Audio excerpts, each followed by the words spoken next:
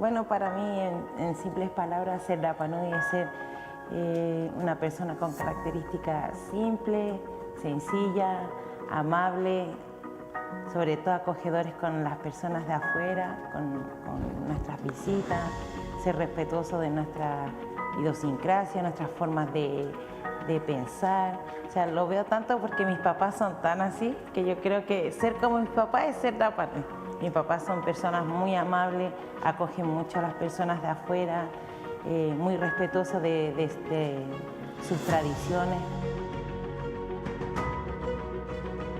Mi mamá me decía la otra vez que nunca se imaginó que iban a venir tantos aviones en la isla y que iba a haber tanto turismo y otras personas que hablaran otros idiomas, pero siempre me decía, cuando tú ves a una persona, aunque sea un vaso de agua o tienes una piña, una sandía en tu casa, tienes que atenderlo, porque la gente no busca de uno un algo, la gente viene porque quiere ver cómo es uno. Yo creo que lo más lindo que puedo decir que me encanta ser Rapa Nui. Yo creo que es lo único que nos diferencia del mundo entero, es haber nacido en el medio del Pacífico, somos los más afortunados del mundo. Nacimos en un lugar privilegiado, alejado de tanta contaminación. No me refiero solamente a la contaminación como de basura y esas cosas, sino que a todo tipo de contaminación tecnológica, de mentalidades igual distintas. Entonces creo que tenemos una cultura muy diversa, pero al mismo tiempo muy linda y que invita siempre a ser acogida. O sea, somos personas que compartimos nuestra cultura, nuestra forma de pensar, con las personas de afuera y con nosotros mismos, que es lo más importante. Y nunca olvidarnos que un Rapa Nui siempre ha sido respetuoso.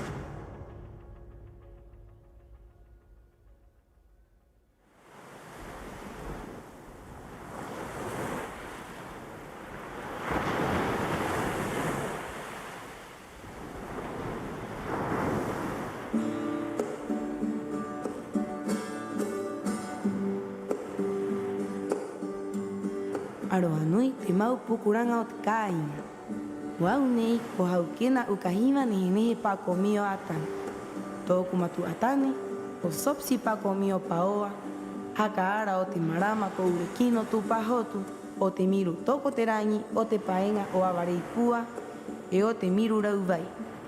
Maanga hangai o te koroera ko taniera i e hate pano kaituoe. Ararua ko nua Leontina te Aofati. Tōku matu awahine, o Sandra tante ave.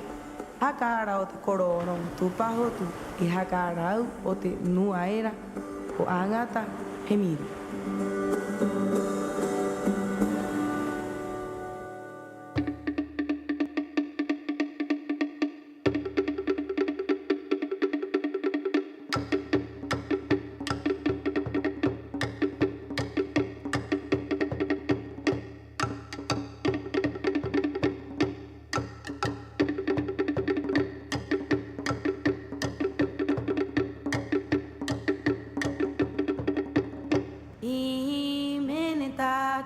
Mo te tāpati Rapa Nui nei. E ko te tau o ia korua, e ko te reka o ia korua. E no mai e nā, i hati mai e ra te wawe haka nini maohi. I tomo mai e ra ki uta, e ki roto ki hanga rio rio. I he ra korua e takatakaina. Pao mai rā ātei, e ki hime ne tātou, e mo te tāpati Rapa Nui nei.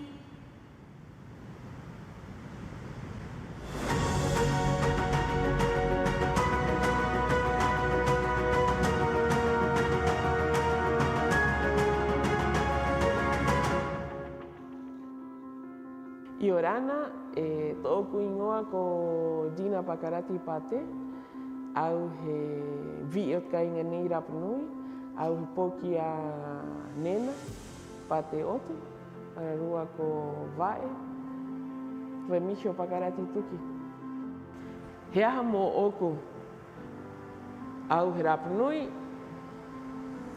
he, ko rito era ako moanga cualquiera no me.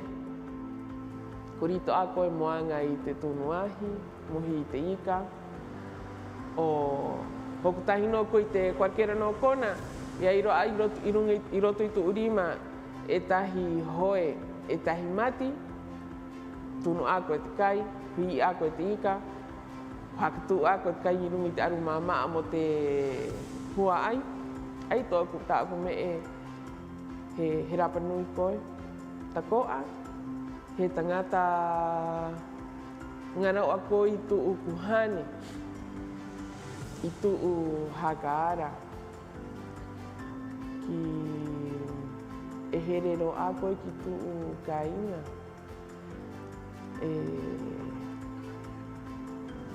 Taparahi taata ta koa. Porque hau nei o tātou, hau hanga ki te koa, ki te here ki te rua tangata, ki te ite o tuu hakaara, o te kainga nei, e takoa, I hanga roa moe a ki haho. Muite, o rungi te kainga no haho ki rungi te rua tangata no te ao. Pero takoa, te tangata riwa mai roto te inanga. Ai roa te mese, kui koe. Pero I te hopea, e tangata riwa koe mai roto te inanga no o ki haho. Ai tāku me e ki inga, e rapa non. O mō opu, te ai au, e rapa non. Hangarahi ki tōku hua ai. Hangarahi. Hangarahi au ki tōku hua ai. Maururu. Este programa llega a ustedes gracias al financiamiento del...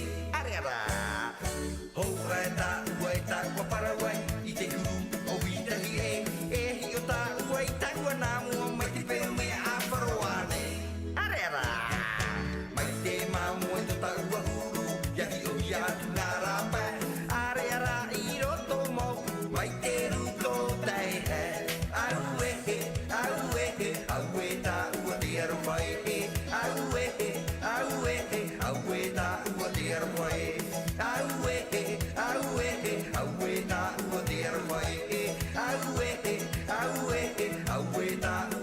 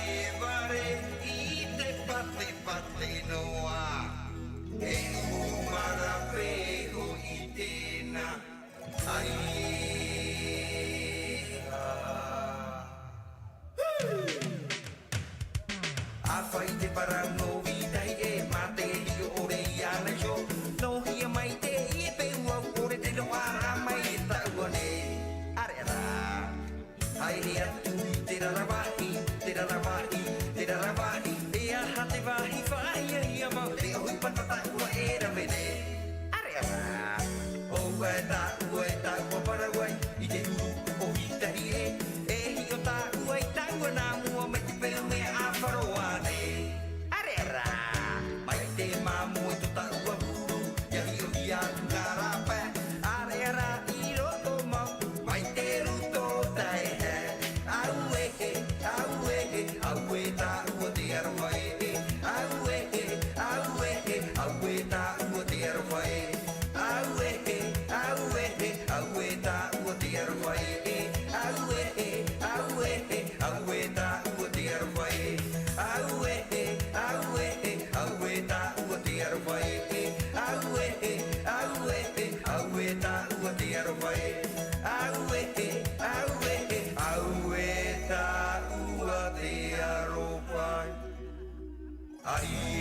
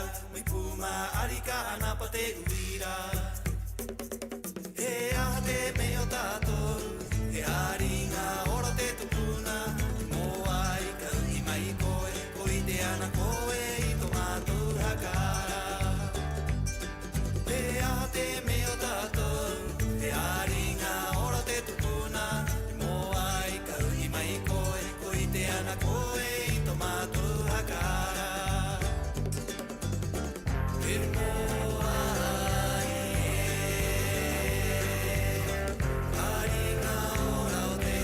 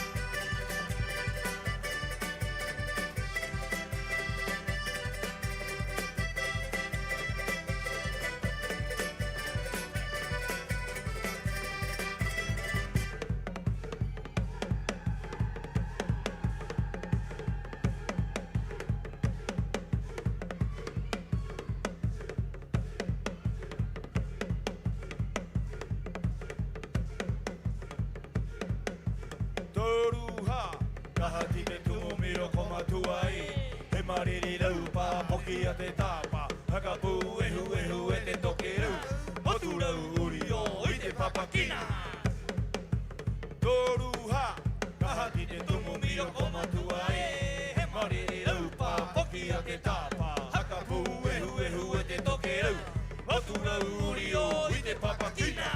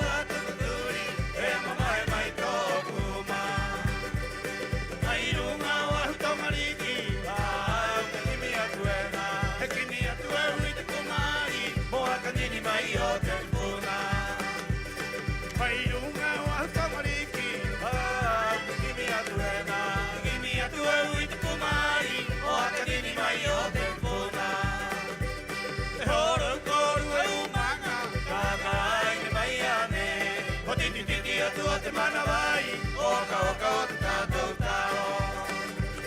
Horo koru e umanga, kata ine mai ane. O titi titi atu o te mana vai, oka oka o te tātou he.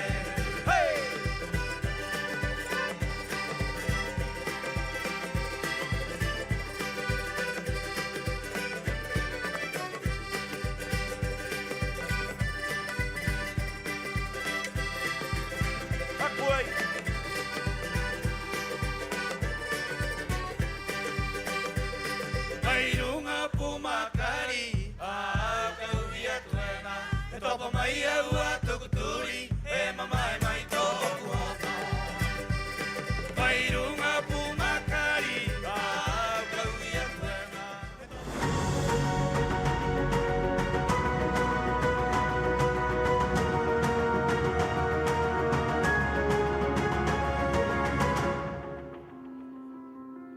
I orana, tōku ingoa ko Dina Pakarati Pate, au he vi o kainga nei Rapanui, au he poki a Nena, Pate Otu, Ararua ko Vae, Remihio Pakarati Tuki. He aha mō oku, au he Rapanui, he kurito era ako moanga cualquiera no mea. Kurito ako e moanga i te tunuahi, muhi i te ika, o hokutahi no ko i te cualquiera no kona, ia i roto i tu urima e tahi hoe, e tahi mati, tunu ako e te kai, hui ako e te ika, hakatu ako e te kai i runga i te aru mamaa mo te hua ai. Ai tōku tāku me he Rapanui koe, takoa, he tangata ngana o ako i tuu kuhane, i tuu hakaara, ki e herero ako i ki tuu kainga.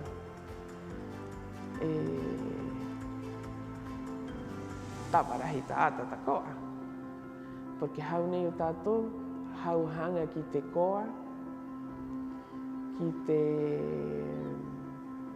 here ki te rua tangata, ki te ite o tuu hakaara, o te kainga nei, e takoa, e hanga roa moe a ki haho.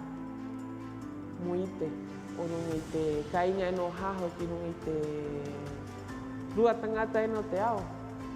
Pero takoa, te tangata riwa mai roto te inanga. Ai roa te mese, kui koe.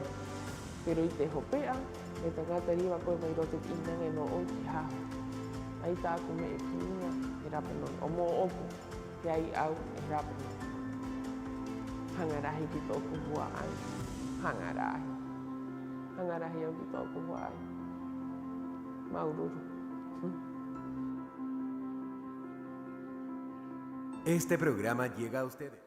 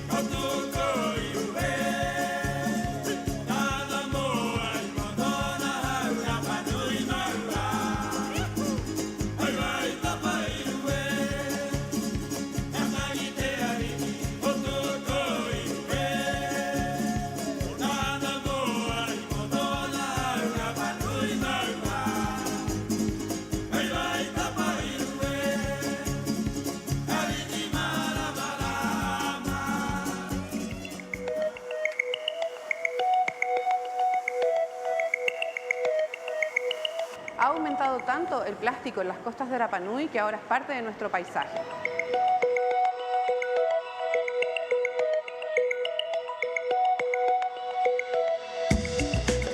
Hemos reconectado toneladas, pero necesitamos tu ayuda para seguir combatiendo este problema.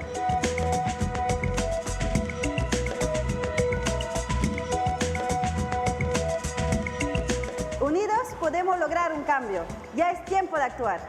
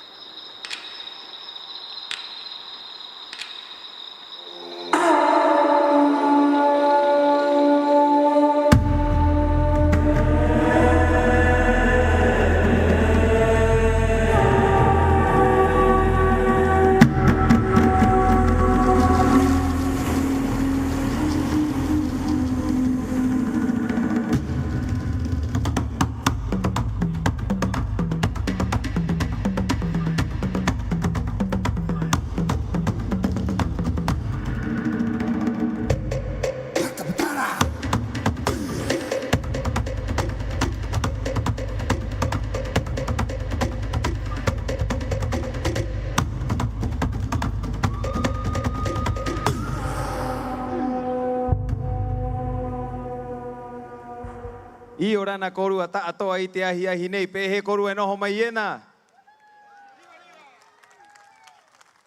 Y orana y bienvenidos a todos a esta tercera noche de nuestra fiesta tradicional Tapati Rapa Nui. ¿Cómo están?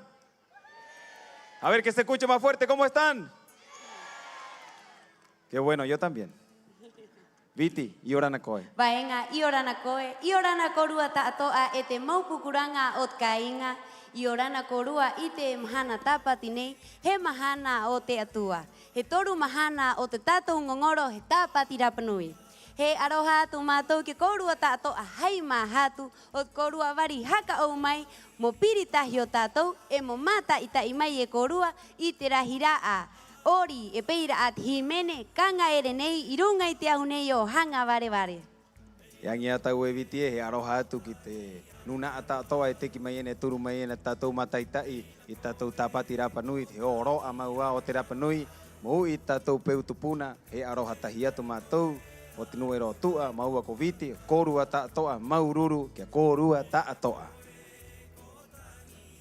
Bienvenidos a los misterios de una cultura ancestral que revive con sorprendente vitalidad en esta época del año.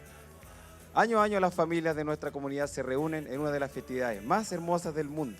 En esta versión de la Tapati Rapa Nui 2024 recordaremos, como siempre, el gran legado cultural que nos precede y, por supuesto, con un especial homenaje a cada uno de nosotros, ya que día a día luchamos por preservar nuestra cultura, cumpliendo un rol fundamental en la sociedad. Oira he aroha atu matou e he maururu hera e kite atua no horangi.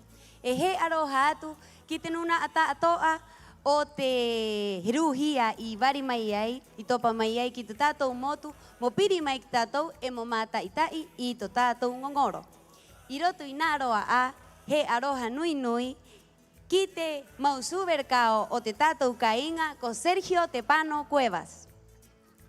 Y roto takoa, queremos saludar a nuestra autoridad, el señor presidente de Mauhatu, don Carlos Edmund Paoa, anfitrión de esta fiesta tradicional. Un saludo muy especial a nuestro alcalde, don Pedro Edmunds Paoa y Orana Tabana y a su honorable consejo. Peira ana he aroha ki te ariki o te Tapati Rapa Nui karua te piere karua kaumatoru ko Vaitiare Flores Riroroko. Peira ana ki te uka ka arikiena ko nehe nehe pako mio atan. He aroha takoa ki te torut kaumaono hua ai oroto i te honui e ki te nunaa oroto i te kode ipa. Saludamos a las autoridades civiles, militares de orden público y eclesiástica que nos acompañan esta noche. Junto con ello queremos saludar muy afectuosamente a quienes nos visitan, turistas, comunidad comunidad presente y para nuestro pueblo Orapanui el alma y el corazón de este evento. Fuerte el aplauso para nosotros, para los Orapanui y para ustedes que nos visitan también, Maururu. Peira ana kite consejero regional kite tangata hatu ite pija o tema uhenua o totatu kainga y orana koe koroe. Y orana papito, y orana koe. La versión 56 de Tapati Rapanui se puede disfrutar desde cualquier rincón del mundo, gracias a la transmisión de nuestro canal Mata o Terapanui a través de su señal de YouTube. Y también la mayoría de las casas de la isla en la señal digital del 13.1. Pero eso no es todo, gracias a una alianza con Pacifica TV, nuestro festival podrá ser visto por más de 16 islas del Pacífico. Yanyata auge arohat ko atu kit nganu na aera emata ita imayena itotatu oroa aroto itbahau te YouTube o te Mata o Terapanui. Peira ana kite tainama ohi emata ita imayena aroto ite Pacifica TV. I orana korua ta toa e te mau ma ohi e te mau taina o te moana nui akiwa. Paki paki tatou. Haka. E te horani e te mahingo tatou kainga. He arohatu ki tatou nu upu amai te rima i te mahanani kuangarina i te ponei e vitie. Así es, como cada noche damos un caluroso aplauso y muchas gracias también al auspiciador de cada noche. Y en esta tercera noche de Tapati Rapanui 2024 queremos agradecer a Coca-Cola. Maururu Coca-Cola, peti etahi. E te mahingo tatou kainga, i te horanei, haka i te atu, me tatou a ka eke maiena, ka hiruru maiena, irunga i tatou ahunei. Peira mau a, te aatira e o te pone, he hakatangi i te upa upa. Ki o ti heoho mai, te tanga api moori irunga i te ahunei. Ki o ti monte hopea, heoho mai te ori o te mager. E monte hopea mau, he ke mai kirunga i te ahunei o hanga vare vare, a hanga rau ika. Ire maua vitie, esta noche tendremos comenzando nuestra jornada con la competencia de Upa Upa, seguido de la competencia de los jóvenes de baile, seguido con la competencia de los adultos, llamados Mager, y terminará con la presentación del gran artista Hangarau Ika. Y comenzando así con la competencia de Upa Upa, las bases son: los solistas deberán dar una breve explicación del tema a interpretar. Interpretar el acordeón un tema. Estos podrán ser acompañados por un instrumentista. La versión podrá ser típica, la vestimenta podrá ser típica o tenida polinésica. El tiempo de duración por tema será máximo de 4 minutos. Peira maua, he ke mai te tangata, he haka haura amai, it himene, hakatangi hai hu upa upa, eriva no mohokorua mai, e tahi tangata, mohakatangi i te tura, i te ukerere, i te wharauta, e te tahi atu roa hakatangi era. Eriva no tako araua, mouru hai kahu tupuna, e tako a hai piripo, e hai kamita tiareare. Las bases de la competencia de Upa Upa son las siguientes: la presentación, la ejecución del tema y la ejecución correcta del instrumento. Y para esta competencia tenemos el agrado de presentar a nuestro jurado que deliberará al Upa Upa esta noche. Partiendo por un joven artista reconocido por nuestra comunidad, ha participado también de nuestro festival Tapati Rapanui, gran guitarrista, cantautor. Es un honor para mí presentar a este joven taína. Dentro de mi corazón entiendo la forma de hacer sus canciones. Una de las más reconocidas es una canción que le hizo a la nua Mama Piru, que ya no nos acompaña. Así que para él pido un fuerte aplauso para Lonti Paoa.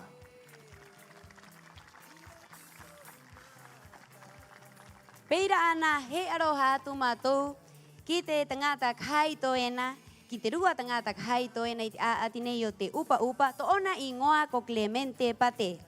Aia he tangata papa i kati kati e himene. Iroto ite topa tangi.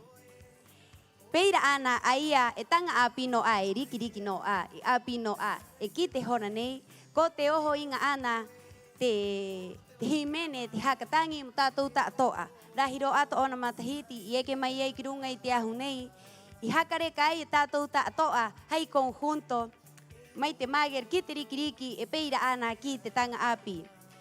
Koreva a ia ki te rahi piri taina ma ohi a roto mai nei ki Nueva Caledonia peira a ki Tahiti e te tahi atu motu. Oira he aroha tu matou hei mahatu kia Clemente Pate. Fuerte el aplauso para Clemente Pate. Y nuestro tercer jurado actualmente es el presidente del Consejo del Mar, artista, músico y cantautor Rapanui. Se destaca en esta especialidad del Upa Upa por saber llevar bien las tonalidades y es una persona muy agradable para conversar y hablar con el coro Haihan Aneiki Akoe. El tercer jurado es Felipe Najoe.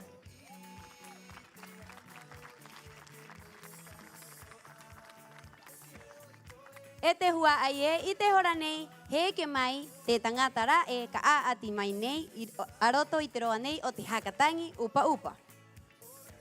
O ira he hakare atu, i runga i te ahu nei o hanga vare vare, ia koro Simón Haoa Pate. El primer concursante en la competencia de Upa Upa, Simón Haoa Pate. Más fuerte el aplauso.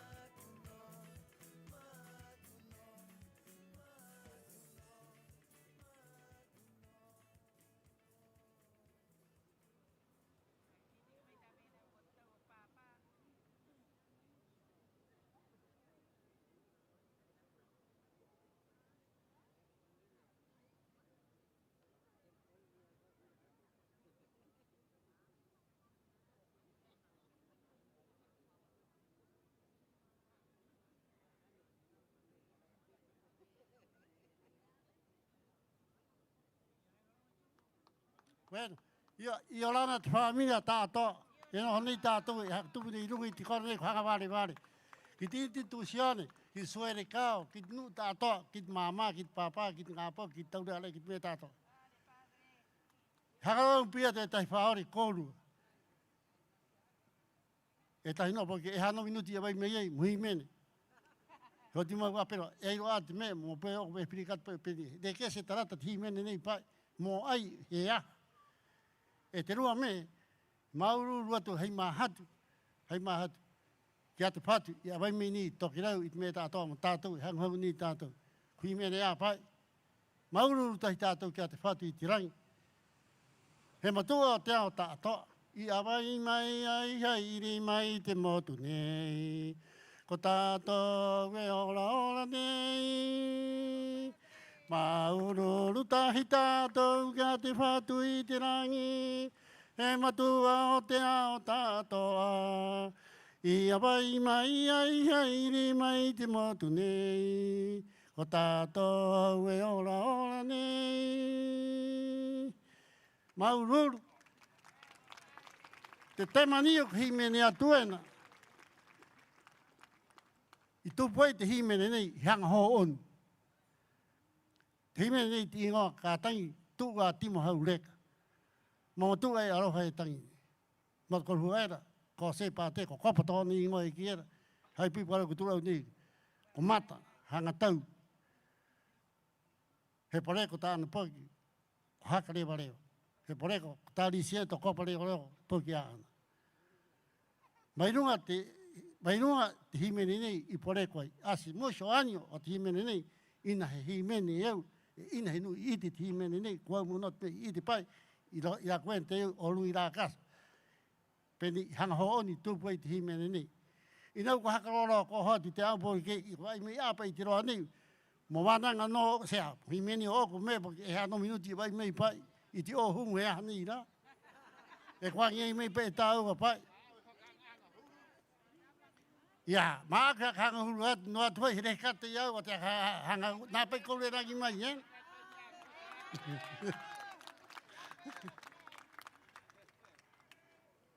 E ai roa ati nu e noho mai ena. E tahi no. Ko turua uera ko hana e ki era, ko ana pakarati. A pakiai o te himene neu, ka himene atu ena. E tangi mo te koru huena, ko se pāte, e poki te koru huena ko pāte a tōna māma, ko me ko Magdalena, Pākomiu, ko te vai e ki era.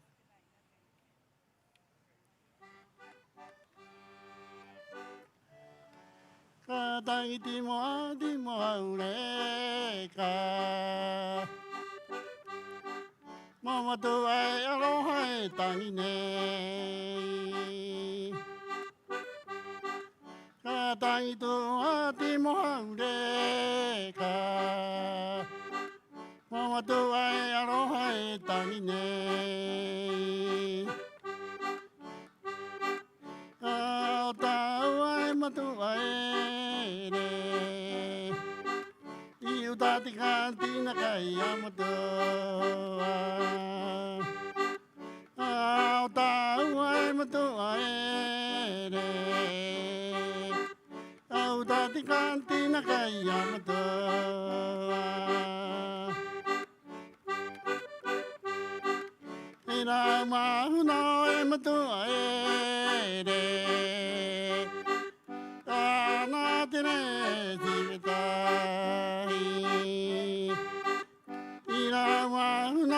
Matoa ere. Au tātere sivitai. Au yamato ki tāna poki.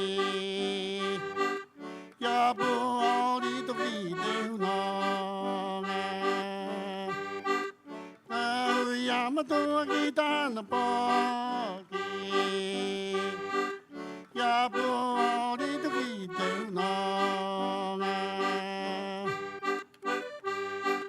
Hoki ai ni lo taua.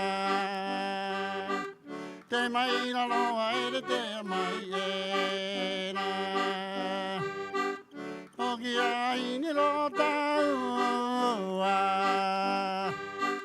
Te mai na loa ere te mai era. Poki ke au ati mo haureka. Tara huna ana e matua ere. Poki ke au ati mo haureka. Tara huna ai matua ere. Iwi o atau ai te poki ere. Atu o te taora. Iwi o atau e matua ere.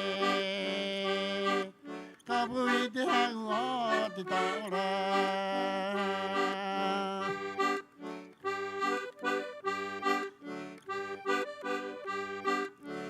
tangi toa di mohaureka.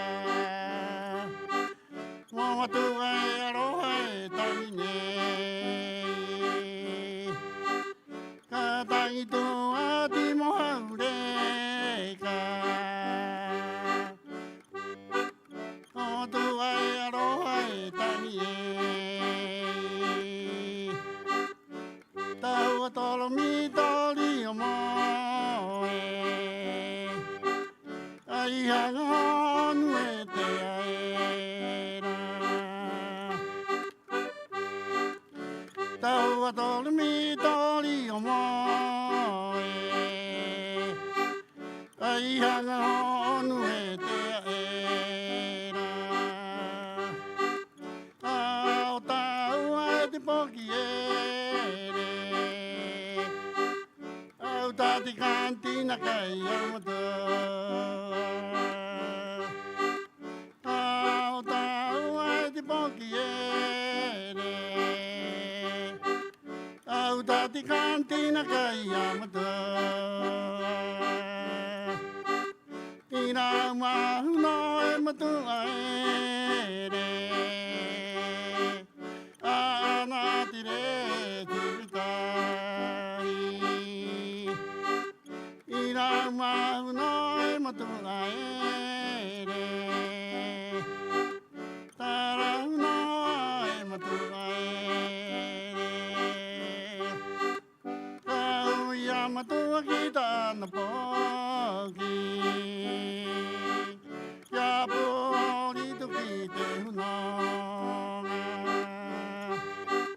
Poki hai ni lo taua. Te mai la loa ere te mai era. Poki hai ni lo taua. Te mai la loa ere te mai era. Poki ke au ati moha puai. Tarau no ai matua ere. Iwi hoa tau ai matua ere. Kapui te hangu o te taura. Iwi hoa tau ai matua ere. Kapui te hangu o te taura. Mauru korua. Ia ko atu e ni me. Tui hako mai asianyo o ko tai tu hako mai kiru itia. Maua to eiro at pelikula tatani te keu i anga poi nei. E na nuki makina eu. Kai hi aku tapati la ponu te anga te me te taionga aku no o tatu tato. O te hua ai tato te anga. Kai haka paka, nu ket nui haka paka mai. Pero non mai ko me sone me ko te ape te pelikula tatani. E roa me o harata ngā poki a pieno te harani. Kowe no mai ena pai. Ana yewe ti me ni ki te raua mamate. Kei aka res pai wananga ni ho ki atu. Mamate a kwa kwan siawe. Kei aka res. A hani ala freo pate tu ki tahi meni ina it me e ko ori te tankaso. Ina tankaso mo ori. Porque pehea no ori pai. Kei aka res ru weni. Kaya karesi ako i tai familia de no mai yen. Hangi tianga kai iti mai yo ko pelikula tatane te kene yang po. Pehe wan tai ve poki. Ine tai mai te hora ki o kirungi te iti no ai himene ro i hora mai e to me hakara pai. Ki te hora ni e te kea ni yo te me. Happy ni ki te ngā poki. Happy au te ngā poki. Aku happy. Tai kui te tak ngā poki hapi, koe aku hi menea. Pe heungan tai mai tatani ni te keu i anga poha pai, inau komisione la hia te kōrua. Koe ke, o re kartaroa pai i au poki kiwe, ai hano minuti. Pero hea hapai te au raa pai. E koa ngengi me tau peni hea. Pero maururu ai eu ki te atu ki te whatu pai, E te kea ne tātou te raa, e meni aiunga mai nei ki tātou tātou. O hara pe mua ka honi, ngā poki a pino tone, home pai no e ki e. Ana mau i te anga nei pe mua, o aha, o ngaro. Hai me ni tātou e ora ora nei. I tai kurupa hea o mai, i taro sau tu kope, sau tu koa. Mātai tai me e kōrua pai. Nāia i roa ati me, e noho mai ien, ina heangi angi tātou. Pauke, te himene, hi toria e tahi. Tā openi himene tanga noa. Pauke, himene tātou ni iau, i maua tu ene iau. Mai tōra tōku i ti tianga ki te hora nei. Tu upo poi tai anga lina, hangatangi e, i ti no, hangatangi i ti upo ia tō parano. Ia maratini tōku pāpai, ia ba, tua uera ko whatutini. Ia, i te hora mai ia pai, i rā, mai rā hora pai ki te hora nei. E te meni hi meni, me poreko mai roti toto pai, hau hi meni pai, te hau mātou hau pai, i koro kai ta i te pai. O ira te mauru ni, mauru uri koru e noho mai e nā te familia tātoa, te māma, te pāpā, te ngā poki, te me tātoa, te hitu ni ia he tau no, ki puruhoi e te rangi ia e koro kia mei te hitu, pero mui o nito, me encanta hi wānanga hiwa pai, ei no aro i mai wānanga hiwa pai, mui o nito. Pe herei e tau mana ki, mongalo me e roa pai tinu, ina e ko me pai, por mena pai, muy bonito, o na rak. E te hua ai e, ki hakapu ai to tātou rotu kia koro, maururu e koro e, maururu ta himene, ta hakatangi, ta avananga, me ta to. Más fuerte el aplauso para el primer competidor en esta categoría de Upa Upa, Maururu Coro.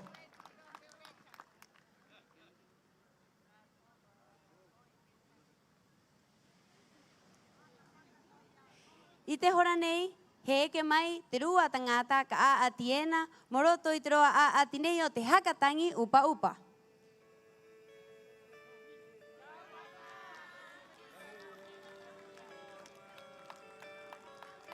Maururu Coro.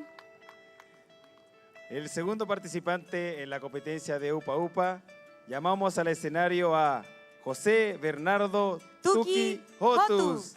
Tío KG, que mai koe. Rotu puai mai koru ana. Hakapua i te rotu e te hua ai e. Oi te akoru i te ingo te tangata nei ai.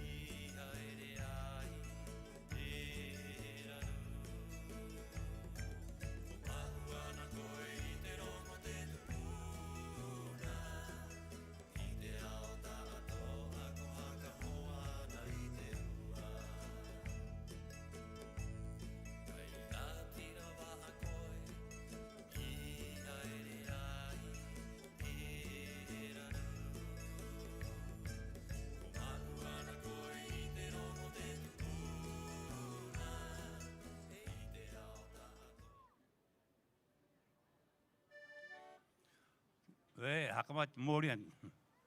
Ma e ha te mata.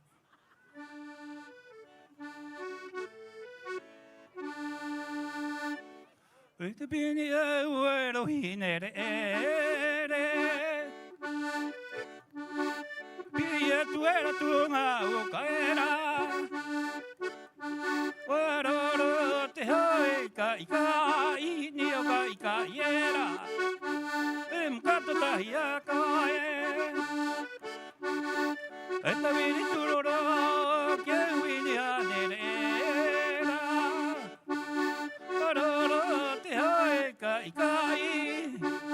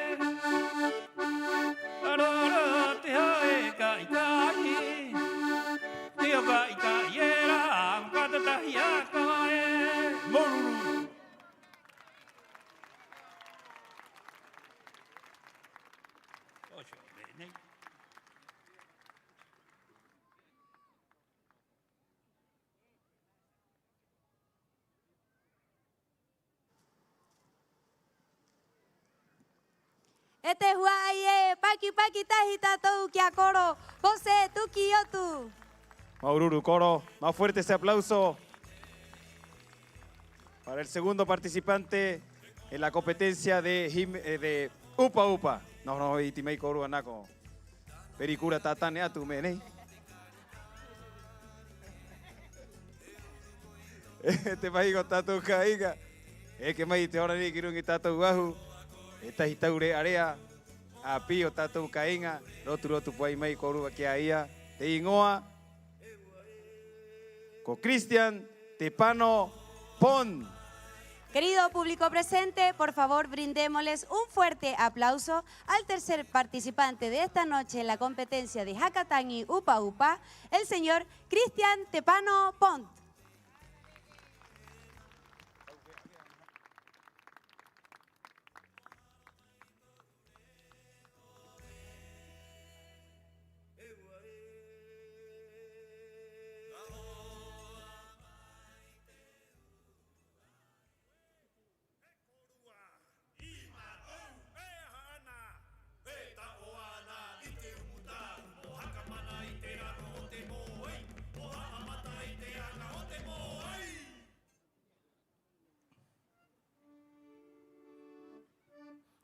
Yoran korua, yo haktanya te peho e tahi, hapi me e koro enuk matia tuki utu, ot ngā matihitia re waruno at māmoi waitea.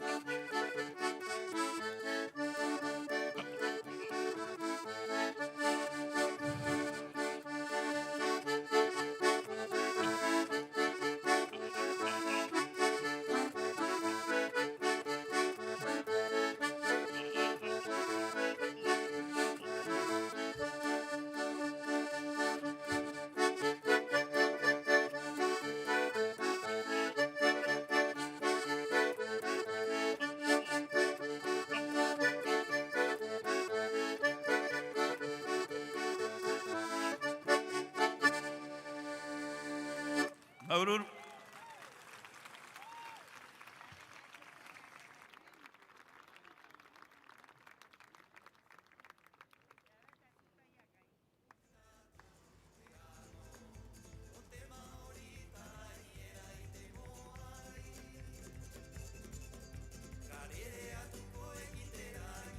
Ote, Hakatagi, que Maururu.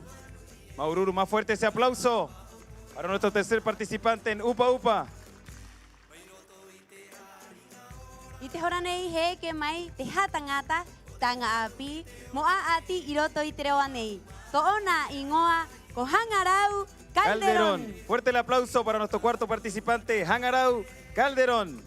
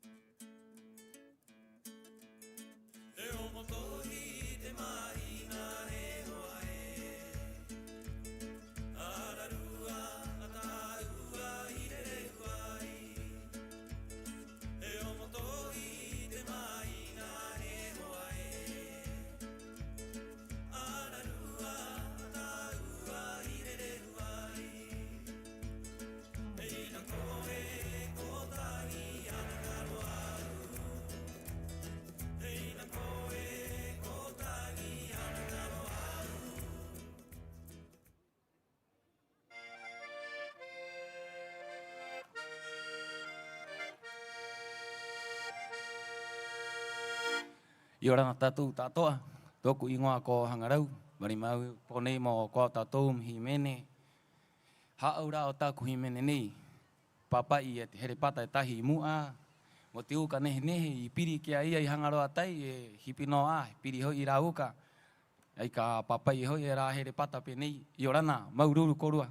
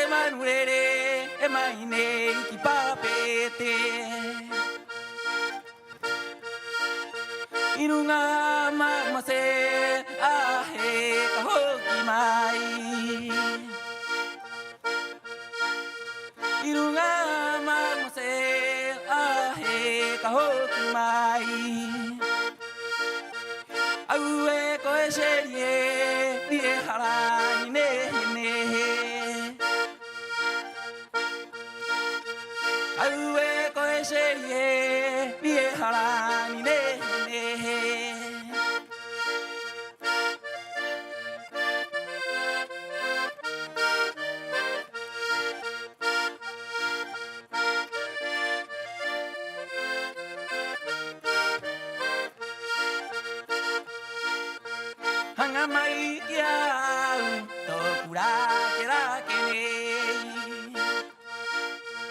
Hangamai kia tokura kera kene. Aue koe serie nie harani ne. Aue koe serie nie harani ne. Maururu tātou, i orana, korua tātoa.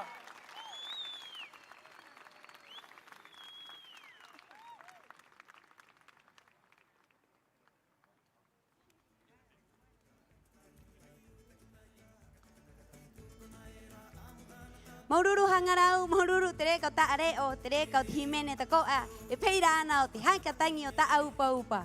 Maururu repa, rotu puai mai korua, más fuerte el aplauso para Hangarau. E te mahi ngot kainga, i te hora nei he ke mai, e tahi tangata o tātou kainga, ka rotu mai korua kia. Lin, Rapu, Tuki. Más fuerte el aplauso para nuestro siguiente participante en Upa Upa, Lin, Rapu, Tuki.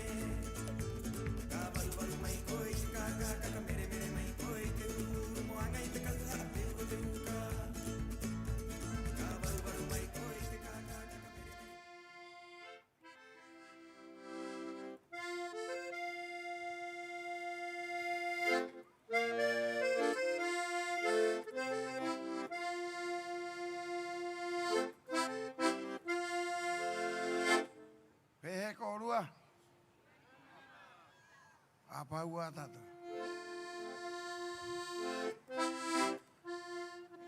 Iu hime tok mamaru ko ana veri ha ki teu te karawari wariwa i te me paura.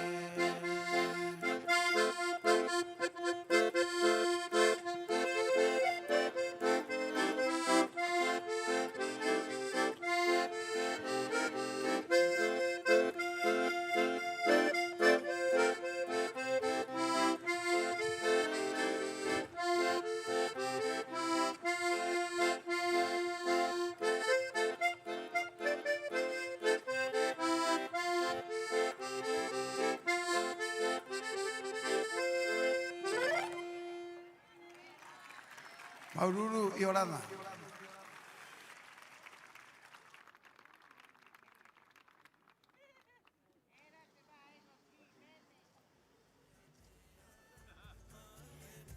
Maururu e matu arini e ta haktangi e beira ana himene. Rotu puai mai korua, paki tahita tau kia. Más fuerte el aplauso para Lin Rapu. Ay, ya tu ara, upa. Aquí ya tu te caraba, arriba, Maururu. Ito, mau papatio, kateria tu koe. E te hua aie, i te hona nei he ke mai te tanga a pi hopea o te a atinei. To ona ingoa, o tahiri, pon, Paco mío. Queremos presentar al último participante de la competencia en acordeón, Tahiri Pon Paco Mío. Más fuerte el aplauso para él.